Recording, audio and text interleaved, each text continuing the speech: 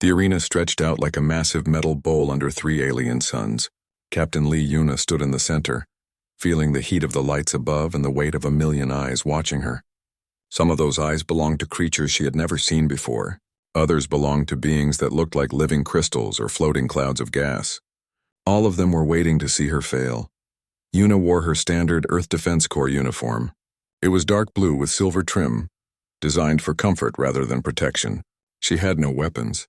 No shield, no armor. The rules of the trial of worthiness were simple and brutal. Survive 3 challenges and prove your species deserves respect. Fail and go home in shame. High above the arena floor, Lieutenant Choi Daeho pressed his hands against the observation window. His reflection stared back at him, showing the worry on his face. He had trained with Yuna for 5 years. She was the best soldier he knew, but this was different. This was not a human war with human rules. This was alien justice, and it did not care about fairness. Next to him, Dr. Park Hana watched a holographic display that showed Yuna's vital signs. Heart rate steady. Blood pressure normal. Body temperature rising slightly from the heat. She's ready, Hana said quietly, though her voice shook just a little. On the opposite side of the arena, seated on a platform that floated in the air, the members of the Galactic Council looked down at the human. Councillor Vrax of the Tholian Empire was the largest of them. His species had ruled their section of space for 10,000 years. His skin looked like dark metal, and his 4 arms ended in claws that could cut through steel. When he spoke, his voice boomed across the arena like thunder. Humans, Vrax said, and the words sounded like an insult. You claim you deserve a place among the civilized species of the galaxy. But look at you. No armor on your skin, no telepathy in your minds, no ability to regenerate lost limbs. You are soft. You are weak. Why should we allow such a primitive species to sit at our table? Yuna looked up at him. She did not flinch. She did not look away. We're here, aren't we? She called back. We crossed the stars to reach you. We learned your languages. We followed your rules. Maybe that counts for something. A ripple of sound moved through the alien crowd. Some laughed. Others made noises that might have been anger or amusement. Counselor Thana of the Crystalline Collective tilted her glowing head. Courage is common, she said in a voice like singing glass. Survival is what matters. Let us see if you can do more than talk. The floor beneath Yuna's feet rumbled.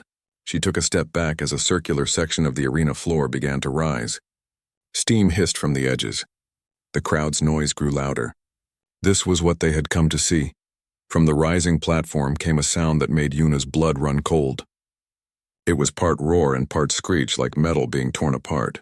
The Vraxian war beast emerged from below. It stood on 6 legs, each one thick as a tree trunk. Its body was covered in plates of natural armor that gleamed like black glass.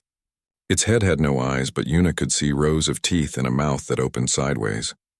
At the end of its tail was a curved spike that dripped with dark purple liquid. That's the venom, Hana whispered from the observation deck. She pulled up information on her screen. Vraxian death venom. It shuts down the nervous system of every species they've tested it on. Death occurs in less than 30 seconds. Choi Daeho's jaw tightened. She knows the risks. She volunteered for this. That doesn't make it easier to watch, Hana replied. Down in the arena, Yuna began to move. The beast was big and powerful, but size could be a weakness. She had fought large opponents before. The key was to stay mobile, stay alert, and wait for an opening. The war beast charged. Its 6 legs pounded against the arena floor like drums. Yuna ran to the side, using her smaller size and speed to avoid the attack. The beast tried to turn, but its momentum carried it forward. It crashed into the arena wall with a sound like a bomb going off. Yuna did not waste time celebrating. She ran toward a section of the wall where pieces of broken equipment jutted out. The arena was old, and it had seen thousands of battles. There were always things that could be used if you were smart and desperate enough. The beast recovered quickly. It swung its head around, sensing her movement through vibrations in the floor. Its tail whipped forward, the venomous spike aimed at her chest. Yuna grabbed a piece of metal pipe from the wall and used it to deflect the spike. The venom splashed on the arena floor, and where it landed, the metal began to smoke and corrode. The crowd made excited noises. This was what they wanted. This was entertainment. For 15 minutes, Yuna fought. She used everything she had learned in training. She used the environment, finding places to hide and strike from. She used the beast's size against it. making it crash into walls and trip over its own legs. She was faster. She was smarter. But she was getting tired, and the beast seemed to have endless energy. Captain Kang Jiho arrived at the observation deck, breathing hard from running. "Status?" he demanded. "She's holding her own," Choi Daeho said. "But she can't keep this up forever." Yuna knew he was right. She needed to end this. The beast charged again, and this time she did not run to the side. She ran forward, sliding under its body at the last second. As she passed beneath it, she drove the metal pipe upward with all her strength, aiming for the soft joint where the armor plates met. The pipe punched through. The beast screamed. It reared up on its back legs, trying to dislodge the weapon. Yuna rolled away, her hands scraped and bleeding from the rough arena floor. The war beast was wounded but not dead. It spun around. Faster than something that size should be able to move. Its tail lashed out one final time. Yuna tried to dodge. She almost made it. The spike grazed her neck, barely touching her skin. It was the smallest of cuts, hardly worth noticing, but the venom poured into her blood. Yuna felt it immediately. Her legs stopped working. She fell to her knees, then to her side. Her vision began to blur. She could hear the crowd's roar, but it sounded distant, like she was underwater. The war beast, dying from its own wound, collapsed next to her. Its death spasm released more venom into the air, and some of it splashed on Yuna's skin. Dr. Park Hana stared at her screen in horror. No. The vital signs were dropping. Heart rate falling. Brain activity decreasing. Blood pressure crashing. Choi Daeho slammed his fist against the window. "Medical team! Get down there now!" But the rules were clear. No interference until the challenge was complete. Counselor Vrack stood on his floating platform. He looked down at the fallen human without expression. Another primitive species that could not survive. Let this be recorded. The trial of worthiness has been failed. On the medical display, Yuna's heart stopped beating. The line went flat. The timestamp appeared on the screen. Time of death, 1423, Galactic Standard Time. The crowd began to disperse. The show was over. The human had died just as they expected, just as they knew she would. But in the observation deck, Dr. Park Hana stared at her scanner. Something was wrong, or rather, something was impossible. Deep in Yuna's brain, there was still activity. Not much, but it was there. Neurons firing in patterns that should not exist in a dead body. "What is that?" Captain Kang Jiho asked, looking over her shoulder. Hana shook her head slowly. "I don't know. I've never seen anything like this." Down on the arena floor, Yuna's body lay still. The crowd was leaving. The council members were returning to their chambers. The war beast's corpse was already being dragged away by machines. Nobody was watching when her finger twitched. 37 minutes had passed since Captain Lee Yuna's heart stopped beating. In the human observation deck, nobody had moved. They stood frozen, staring at screens and windows, unable to accept what they had seen. Dr. Park Hana kept her eyes locked on the medical scanner. The strange brain activity had not stopped. In fact, it was getting stronger. She had sent an emergency message to the Galactic Council medical team, but they had responded with confusion. Dead meant dead. There was no brain activity after death. Her scanner must be broken, but Hana knew her equipment worked perfectly. Something else was happening. Something the aliens had never seen before. Lieutenant Choi Daeho stood at the window. He refused to look away from Yuna's body, still lying on the arena floor where she had fallen. "Come on," he whispered. "Come on, Yuna, you're stronger than this." Captain Kang Jiho paced back and forth. His footsteps echoed in the quiet room. "We should never have agreed to this trial. These rules are designed to kill. We should demand they return her body and leave this place." "Wait," Hana said suddenly. Her voice was sharp. "Look at the scanner. Her heart. There's an electrical pulse." Everyone rushed to the screen. The flat line that showed Yuna's heartbeat flickered. Once, twice, then it jumped, showing a weak but steady rhythm. "That's impossible," Engineer Nam Sujin said. She had been quiet until now, working on her own terminal. "The venom stops all electrical signals in the body. That's how it kills. Nothing can restart a heart after that kind of shutdown." "Human hearts can," Hana said. Her fingers flew across the display, pulling up more data. "Our hearts have their own electrical system.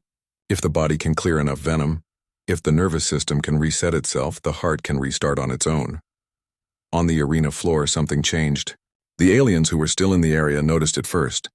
A crystalline worker who was cleaning the blood from the floor stopped moving.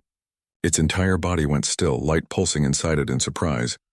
Yuna's chest rose. Just slightly, but it rose. She took a breath. The crystalline worker made a high-pitched sound that was part alarm and part fear. Other aliens turned to look. The crowd that had been leaving started to come back. Whispers spread through the arena like fire. In the council chambers, Councillor Vrax was reviewing the day's events with other council members. A junior aide rushed in, its tentacles waving frantically. "Counselor! The human! She's moving." Vrax stood up so fast his chair crashed backward. "What did you say?" "The human who died. She's moving. She's alive." The council chamber emptied in seconds. Every member rushed toward the arena viewing platforms. This was impossible. This violated every law of biology they knew. On the arena floor, Yuna's eyes opened. The world was blurry at first, and her head felt like it was splitting apart. Every nerve in her body screamed with pain. But she was aware. She was conscious. She was alive. She tried to remember what happened. The war beast. The fight. The venom. She had felt death pulling at her, dragging her down into darkness. But something in her body had refused to let go. Something deep in her cells had kept fighting even when her brain stopped giving orders. Yuna rolled onto her side, coughing. Dark purple liquid came out of her mouth. Her body was rejecting the venom, pushing it out. She could feel her immune system working overtime, recognizing the poison as an enemy and attacking it with everything it had. Her hands shook as she pushed herself up to her knees. The arena spun around her. She could hear gasps and shouts from the crowd, but the words did not make sense yet. Her brain was still rebooting, reconnecting all the pathways that the venom had shut down. "Status," Captain Kang Jiho barked into his communicator. "Medical team, what is her status?" Dr. Park Hana's voice came back, filled with wonder and disbelief. "She's alive. Her vital signs are stabilizing. Her immune system is producing antibodies to the venom at an incredible rate. I've never seen anything like this. Her white blood cell count is 10 times normal. Her body is learning to fight the poison in real time." In the arena, Yuna finally got to her feet. She swayed, catching herself before she fell. Her neck still showed the mark where the spike had cut her, but the dark veins that had spread from the wound were starting to fade. Her body was winning the war against the venom. She looked up at the council viewing platform.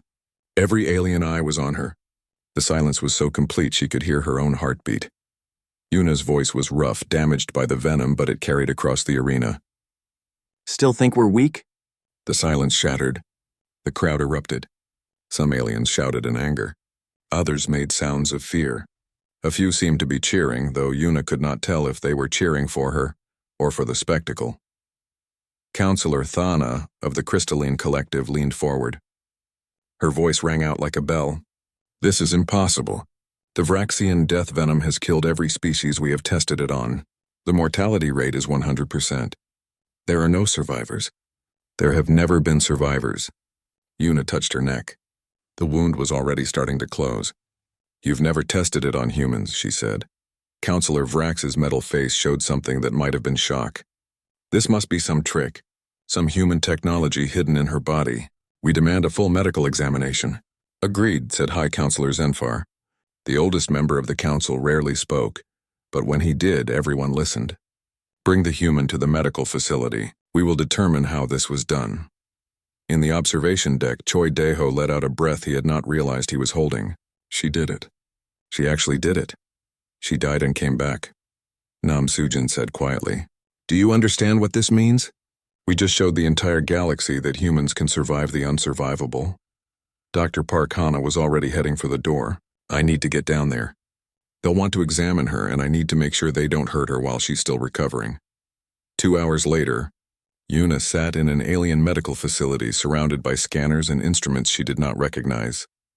Dr. Park Hana stood next to her, watching the alien doctor's work. 3 different species of medical experts were examining Yuna's blood, her tissue samples, and her neural patterns. The chief medical officer was a being that looked like a floating collection of green bubbles. It spoke through a translation device. "We have confirmed the presence of Vraxian death venom in her system. We have confirmed that her heart stopped. We have confirmed brain death. And yet she lives. We do not understand how this is possible. Hana pulled up a holographic display showing human cellular biology. Our species evolved on what we classify as a death world, a planet that constantly tried to kill us in every way possible. Predators, diseases, poison, radiation, extreme weather. Most species evolved on much gentler worlds. Your bodies are efficient, but they're not built for extreme adaptation. She zoomed in on a white blood cell. Humans developed the most aggressive immune system in known space. When we encounter a toxin, our bodies don't just resist it. They learn it. They adapt to it. They create antibodies that can fight it, and they do this incredibly fast. One of the other doctors, a reptilian creature with scales like mirrors, shook its head. Adaptation takes generations. Evolution requires millions of years. You cannot evolve immunity to a new toxin in 37 minutes. We're not talking about evolution, Hana explained. We're talking about individual adaptation. Every human has this ability.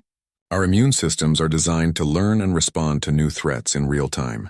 It's how we survived diseases that killed billions of us throughout our history. It's how we're still alive. The floating bubble being studied the data. Remarkable and terrifying. A species that cannot be easily killed by biological weapons. This changes many calculations, Yuna smiled weakly. We don't want to be your enemies. We just want you to take us seriously. Ambassador Kim Tae-hyung arrived at the medical facility with an honor guard. He had been in the diplomatic quarters when news of Yuna's revival reached him. Now he saw an opportunity. Councillor Vrax is demanding to speak with us, he told Yuna. The entire council is in emergency session. They're arguing about what your survival means. What do you think it means? Yuna asked. Kim looked at her with something like pride. It means they can't dismiss us anymore. It means they have to acknowledge that humanity has something valuable, something they don't have, the ability to refuse to die. Yuna stood up, still a bit unsteady but getting stronger every minute. Then let's go talk to them. Let's show them exactly what humans are capable of. As they walked toward the council chambers, Hana pulled Yuna aside for a moment. How do you feel, really? Yuna considered the question. Her body still ached. Her head still hurt. She could still taste the venom in her mouth, but underneath all that pain was something else. Strength, resilience, the knowledge that she had been dead and had come back. I feel, Yuna said slowly, like I just proved something important, not just for me, for all of us. The doors to the council chamber opened. Inside, hundreds of aliens waited to hear what the impossible human had to say. The emergency session of the Galactic Council was unlike anything in recent memory. The chamber was built to hold 500 representatives from different species, but today it was packed with more than 1,000. Word had spread about the human who had died and returned to life. Everyone wanted to see her. Everyone wanted answers. Captain Lee Yuna stood in the center of the chamber floor with Ambassador Kim Tae-hyung at her side. She could feel the weight of all those alien eyes on her. Some looked at her with curiosity, others with suspicion. A few looked at her with something that might have been fear. High Counselor Zenfar called the session to order. His ancient voice echoed through the chamber. We are here to discuss the events of today. A human died by Vraxian death venom, the same venom that has killed warriors from 17 different species. The same venom that has never had a survivor, and yet this human lives. We must understand how and why.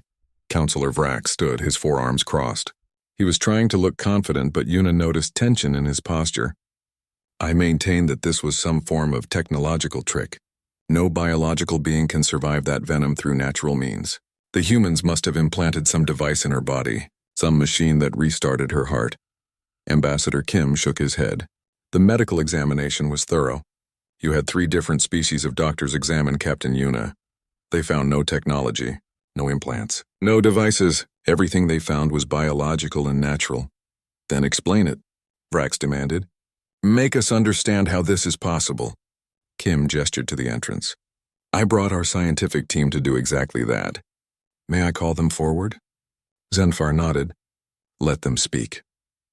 Dr. Park Hana entered first, followed by xenobiologist Yoon Mirai and neurologist Dr. Han Ji-woo.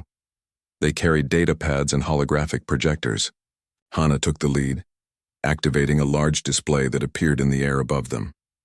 Members of the council, Hana began. What you witnessed today was not a trick or a miracle. It was biology, Specifically, human biology doing what it was designed to do over millions of years of evolution on a hostile planet. She brought up an image of Earth spinning in space. This is our homeworld. We classify it as a Class 12 death world, the highest danger classification. To understand why humans are the way we are, you need to understand what Earth is like. Yoon Mirai took over, highlighting different regions of the planet. Earth has extreme temperature variations. Frozen poles where nothing should survive. Deserts hot enough to kill in hours. Jungles filled with deadly predators and poisonous plants. Oceans with creatures that can crush submarines. And that's just the natural dangers. She pulled up graphs showing disease outbreaks throughout human history. Earth has produced some of the most deadly diseases in known space. Plagues that killed half our population. Viruses that spread faster than we could control. Bacteria that evolved resistance to our medicines. We lived in constant war with microscopic enemies. Dr. Han Ji-woo added his findings. Because of this, humans evolved with survival mechanisms that most species never needed.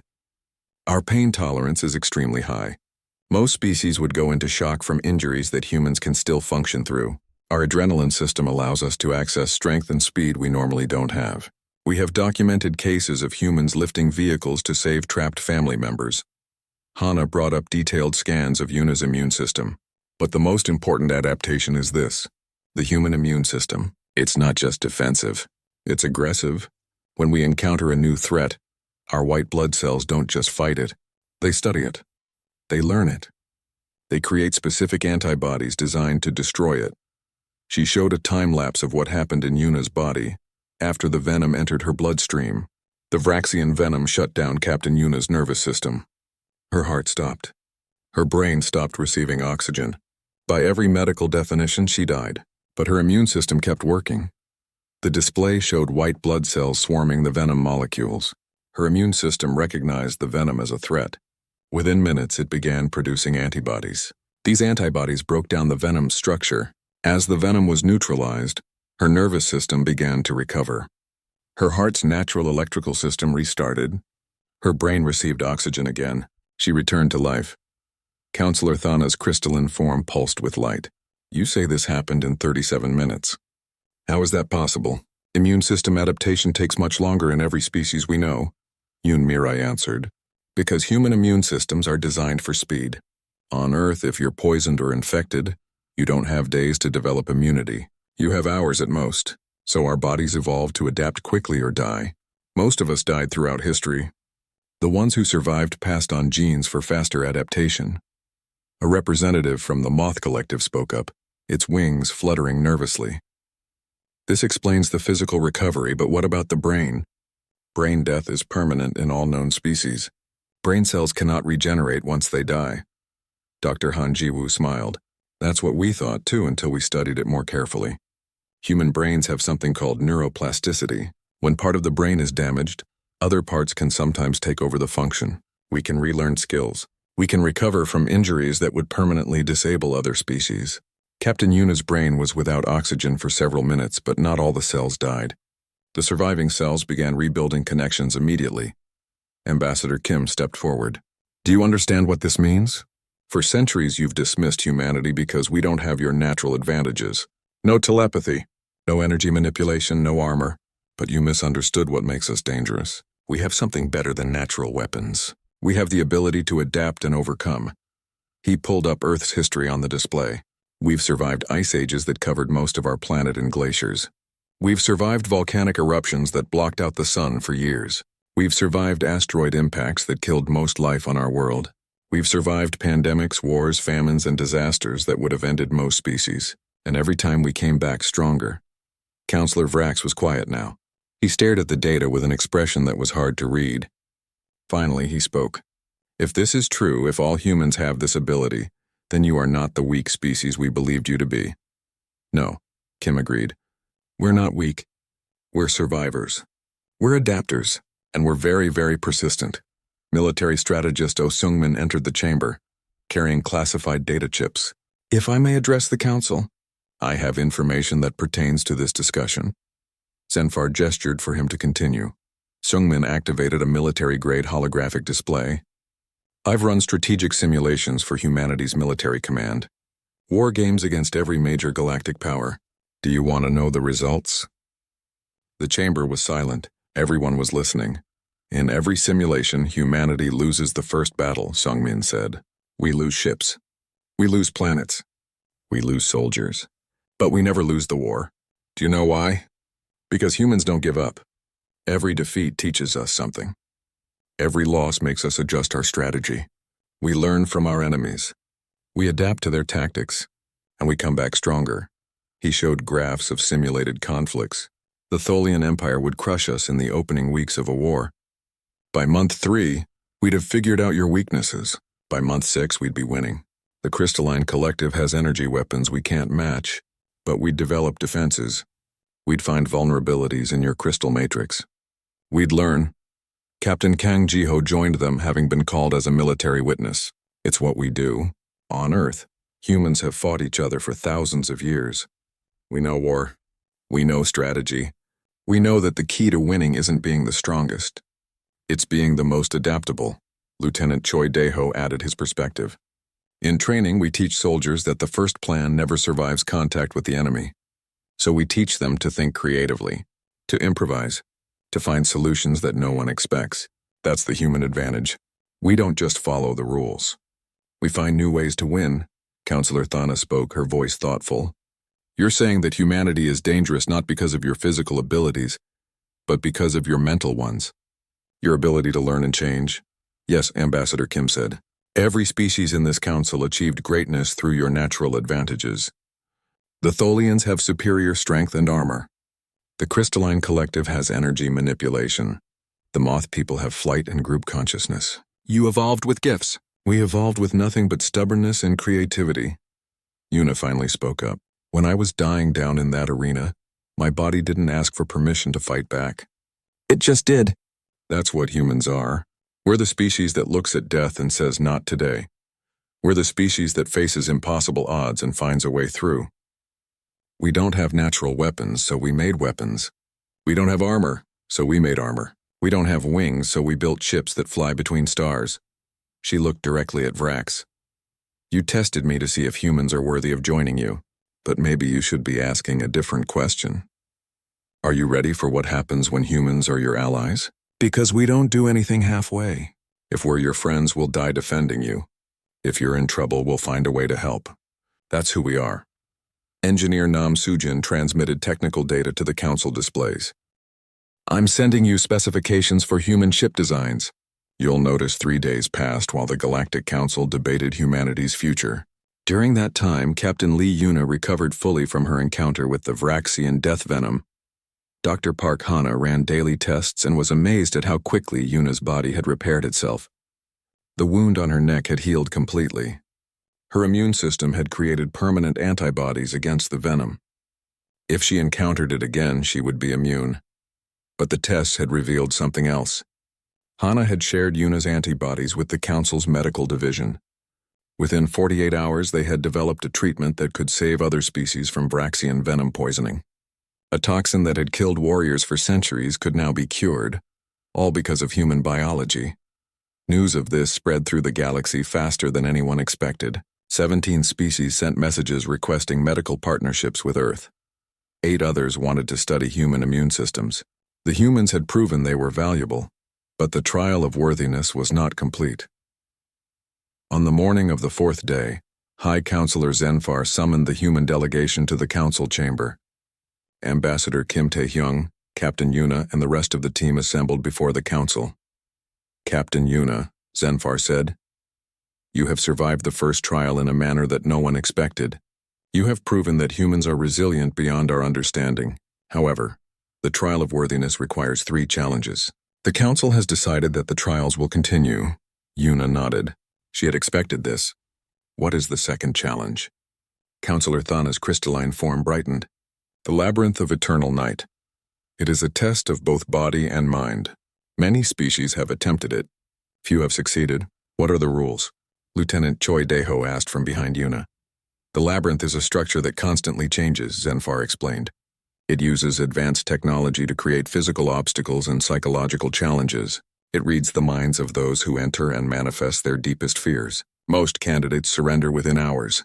The record for survival is 16 hours, held by a Tholian warrior for 3 centuries. Counselor Vrax added. You may bring a small team. No more than 4 people total. You will have no weapons beyond basic survival tools. If you surrender or if all team members are incapacitated, you fail. If you find the exit, you pass. Yuna considered this. A psychological test would be different from physical combat. The labyrinth would try to break their minds, not just their bodies. She needed people who could handle mental pressure and think creatively. I'll take Lieutenant Choi Daeho, she said. Combat Specialist Shin Hyunwoo and Navigator Baek Jin-young. The 3 men stepped forward. All of them had trained together for years. Shin Hyunwoo was the best close combat fighter in the Earth Defense Corps. Baek Jin-young could navigate by the stars and had an exceptional understanding of mathematics and physics. They were a good team.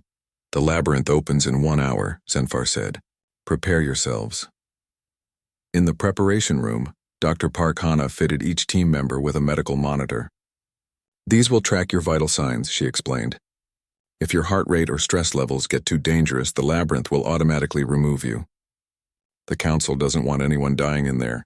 Just injured and traumatized, Shin Hyunwoo said dryly. Exactly, Hana replied without humor. Be careful. The psychological effects can last long after you leave the labyrinth. Some species report nightmares for years afterward. Captain Kang Ji-ho clasped Yuna's shoulder. You don't have to do this. We've already proven humans are strong. We could request a different trial. No, Yuna said firmly. We finish what we started. Besides, humans are good at handling fear. We've been scaring ourselves with horror stories since we learned to talk around campfires. This is just another scary story. The team entered the labyrinth through a massive door that sealed behind them with a sound like thunder. Inside, darkness swallowed them completely. Baek Jin-young activated a small light stick, but it barely pushed back the shadows. The floor beneath their feet was made of some kind of metal that felt warm to the touch. The walls, when they could see them, seemed to pulse with a faint purple glow. There was a smell in the air that reminded Yuna of ozone mixed with something organic and rotting. Stay together, she ordered. Shin, take point. Baek, watch our path and look for patterns. Daeho, watch our backs. They moved forward into the darkness. Within minutes, the labyrinth began its work. The first challenge came as a sound. A child's voice crying in the distance. It sounded so real, so desperate, that all 4 of them stopped moving. Help me, the child's voice called. Please, someone help me. Shin Hyunwoo took a step toward the sound. There's someone in here with us. No, Baek Jin-young said, his voice tight. It's the labyrinth. It's reading our minds. That's not a real child. But the crying continued, and it was joined by other voices. People screaming in pain, people begging for rescue. The sound surrounded them from all directions. Daeho covered his ears. Make it stop. Don't listen to it, Yuna commanded. It's trying to distract us. It wants us to waste time chasing ghosts. Keep moving. They pushed forward, but the psychological assault intensified. The walls began to show images. Holographic projections of Earth burning, cities destroyed by nuclear fire, oceans boiling away, the sky filled with smoke. This is your future, a voice whispered from the shadows. Your species is too violent, too destructive.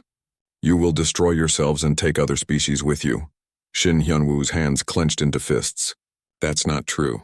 We've learned from our mistakes. We're better than that now. Are you? The voice mocked. Your history is written in blood. War after war, genocide after genocide. Why should the galaxy trust you? The images changed, showing humanity's dark history. Every terrible thing humans had done to each other. Every war crime. Every atrocity. It was all laid out in vivid detail. Daeho's breathing became rapid. His stress monitor was beeping warnings. Captain, this is too much. How do we fight this? Yuna stopped walking. She turned to face the images. We don't fight it. We accept it. The others looked at her in confusion. Yes, Yuna said loudly to the labyrinth. Humans have done terrible things. We've killed each other. We've been cruel and violent and destructive. All of that is true. But we've also learned. We've grown. We've worked to be better. Our dark past doesn't define our future. It teaches us what not to become. The images flickered and faded. The labyrinth seemed surprised by this response. The key to psychological warfare, Yuna explained to her team, is that it only works if you deny the truth. If you accept your flaws, they can't be used against you. They continued deeper into the labyrinth. The next challenge was more personal. The corridor split into 4 separate paths, and each team member heard their own name being called from a different direction. No, Baek Jin-young said immediately. It's trying to separate us. We stay together. But the labyrinth was clever. The corridor they were in began to shrink. The walls moved inward, forcing them to choose a path or be crushed. They had seconds to decide. All go left, Yuna ordered. Now. They ran through the left passage, but as they entered it, the corridor twisted. Space itself seemed to fold. When they emerged into a larger chamber, they were separated. Each person was in their own enclosed space. Yuna found herself alone in a room that looked exactly like the bridge of her ship. But something was wrong. The view screen showed a battle. Her ship was under attack and her crew was dying. She could see Daeho's face on one monitor, bleeding and begging for orders. Shin Hyunwoo's station was on fire. Baek Jin-young was trapped behind a collapsed bulkhead. Captain. Daeho's holographic image screamed. We need you. Give the order to retreat or we'll all die. Yuna's training kicked in. She reached for the command console, but her hand passed through it. None of this was real. It was all illusion. No, she said quietly. This isn't happening. My crew is fine. We're in the labyrinth. This is a fear simulation. The illusion persisted. Her crew members continued to die in front of her eyes. The screams were perfectly rendered. The blood looked real. It was designed to break her. But Yuna had led people into real combat. She had given orders that got real soldiers killed. She carried that weight every day. This simulation, horrible as it was, couldn't hurt her worse than her own memories. I've already lived through my worst nightmare, she told the labyrinth. I've already lost people I cared about. I've already made the hard choices. You can't break me by showing me my fears. I live with them every day. The illusion shattered. The room dissolved and Yuna found herself back with her team. They were all breathing hard, sweat running down their faces. Everyone okay? She asked. That was intense, Shin Hyunwoo admitted. It showed me fighting my own family, made me choose between my duty and the people I love. It showed me failing, Baek Jin-young said. Every calculation wrong, every decision a disaster. But it wasn't real. I kept reminding myself it wasn't real. Daeho nodded. The labyrinth learns fast. It's adapting to us. It's going to get harder. They were right. As they progressed deeper into the labyrinth, the challenges became more sophisticated.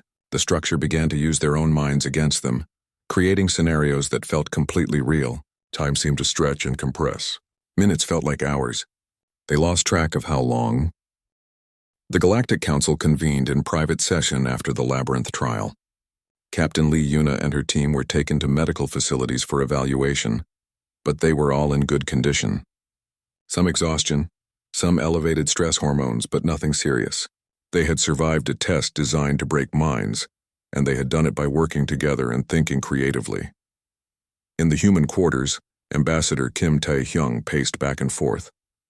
2 trials completed. 1 more to go. But what could they possibly test next? Dr. Park Hana reviewed the data from both trials. They've tested physical resilience and mental fortitude. The logical third test would be ethical reasoning. How we make decisions under pressure. A morality test? Lieutenant Choi Daeho said. How do you pass something like that? Ethics aren't universal. What's right for one species might be wrong for another. That's probably the point, Captain Kang Ji-ho said. He was reviewing historical records of council trials. They want to see how we think. How we solve problems when there's no clear right answer. Engineer Nam Sujin pulled up information about previous species who had attempted council membership. Most species that failed the trials didn't fail because they were weak. They failed because the council decided their values didn't align with galactic civilization.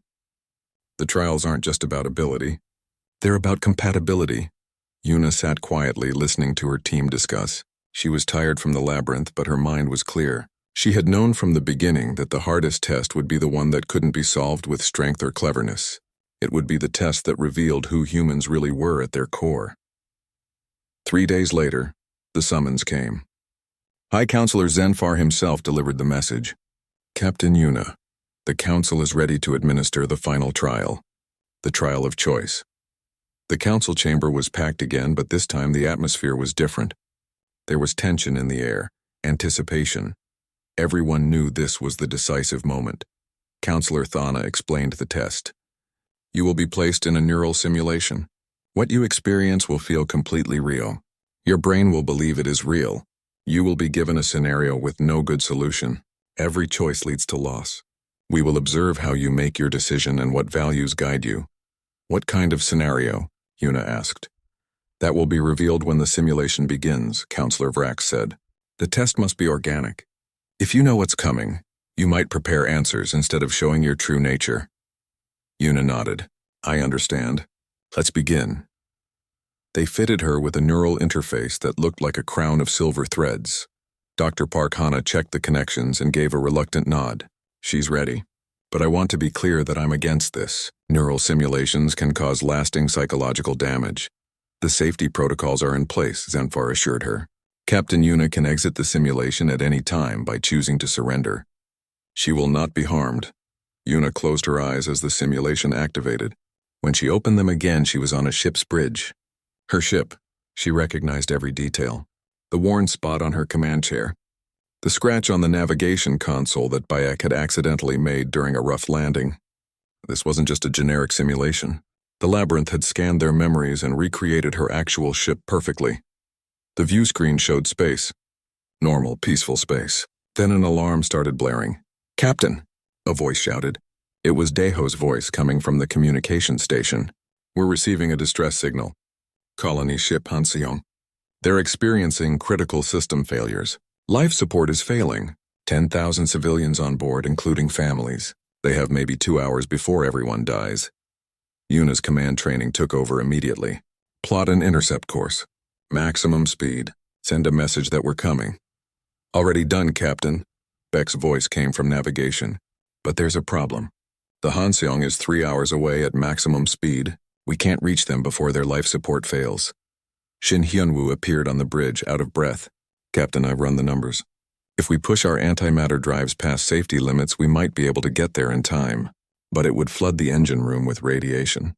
Everyone in that section would die. That's 50 crew members. Yuna felt ice in her stomach. Are there any other options? I'm working on it. Nam Soo-jin's voice came through the intercom from engineering. Maybe if we cannibalize some of our own life support, we could extend the Hanseong's deadline. Buy us more time. How much time? Yuna asked. Maybe 30 minutes. Not enough to reach them safely. Daeho pulled up the crew roster. Captain, most of the people in the engine section volunteered for this mission specifically because they're trained for high-risk operations. They knew what they signed up for. That doesn't make it right to kill them, Yuna said sharply. The simulation was perfect. She could feel the weight of the command chair beneath her. She could smell the recycled air of the ship. Her heart was pounding exactly like it did during a real crisis. Her mind believed this was happening. New information, Beck said. I'm getting detailed scans of the Hanseong now. Captain, there are children on that ship. Over 2,000 children under the age of 10. If we don't reach them, they die. Yuna closed her eyes. This was the test. Save 10,000 civilians by sacrificing 50 crew members, or refuse to sacrifice her crew and let the civilians die. A classic ethical dilemma with no good answer. She could hear discussions happening around her. Her bridge crew arguing about the right choice. Some said save the many. Others said protect their own people. It sounded so real. Captain, we need a decision, Shin said. We're running out of time. Yuna opened her eyes. She looked at the view screen, at the stars sliding past, at the timer counting down on the Hanseong's life support. She thought about the children who would die. She thought about the crew members who had trusted her to lead them. And then she thought about human history. About all the times her species had faced impossible choices. About the creative solutions they had found when everyone said there was no other way. Soo-jin, she called to engineering. You said we could cannibalize our life support to extend theirs. Yes, but not enough. What if we cannibalized more than just life support? What if we stripped everything non-essential from this ship? Weapons, defensive shields, navigation backups, personal quarters, recreation facilities. Everything that isn't critical for basic operation. There was silence on the bridge. You're talking about gutting the ship, Beck said slowly. Yes. Use all of that material and energy to create a warp bubble. Not around us. Around both ships. Pull the Hanseong closer to us while we go to them. Meet in the middle. Soo-jin's voice came back excited. That's insane. It might work, but the energy requirements are enormous. We'd have to burn our antimatter reserves so hot that the containment might fail. If it does, the ship explodes. What are the odds? Yuna asked. 70% chance of catastrophic failure. And if we do nothing, 100% chance that 10,000 people die. Una stood up from her command chair. Then we take the 70%. All hands, this is the captain. We're going to try something that's never been done before. Strip everything from this ship that isn't bolted down. Engineering. Prepare to burn the antimatter reserves at maximum. I want that warp bubble and I want it now. Captain, Deho said quietly, if the containment fails, we all die. All of us, the entire crew. I know, Una said, but we're not choosing between 50 lives and 10,000. We're choosing between certain death for others or possible death for all. I'll take possible over certain every time. What if the crew doesn't want to risk it? Shin asked. Una activated the ship-wide intercom. All hands, this is Captain Una. You've heard the situation. We can save the Hansung, but it means putting our lives on the line. There's a 70% chance this doesn't work. A 70% chance we all die trying. I'm ordering this action, but I need you to know that I'm asking you to risk everything. If anyone objects, speak now, she waited. The simulation was so perfect that she could hear the hum of the ship's systems, the quiet breathing of her bridge crew. Sujin's voice came back first. Engineering volunteers. We're all in, Captain, then others. Medical bay ready to help. Navigation standing by. Weapons team stripping our systems now. Every department on the ship volunteered. No one objected. No one complained. The next hour was chaos. The crew worked faster than Una had ever seen. They tore apart their own ship, cannibalizing every system they could reach. They fed power into the antimatter drives until the engines screamed. Warning alarms went off across every deck. Beck calculated trajectories on the fly, adjusting for the new variables. Sujin pushed the engines beyond any specification, beyond any safe operating limit. The temperature in the engine room climbed to levels that would kill anyone in minutes. Containment at critical, Sujin reported. Her voice was calm despite the danger. If we push any harder, we lose it. Push harder, Una ordered. We're not there yet, the ship shook. Metal groaned. Systems failed across multiple decks. The lights flickered. Warp bubble forming, Beck called out.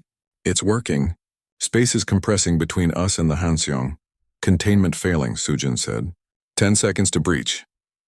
9 seconds to bubble completion, Beck countered. Una gripped her command chair. Hold together. Just a few more seconds, the ship screamed.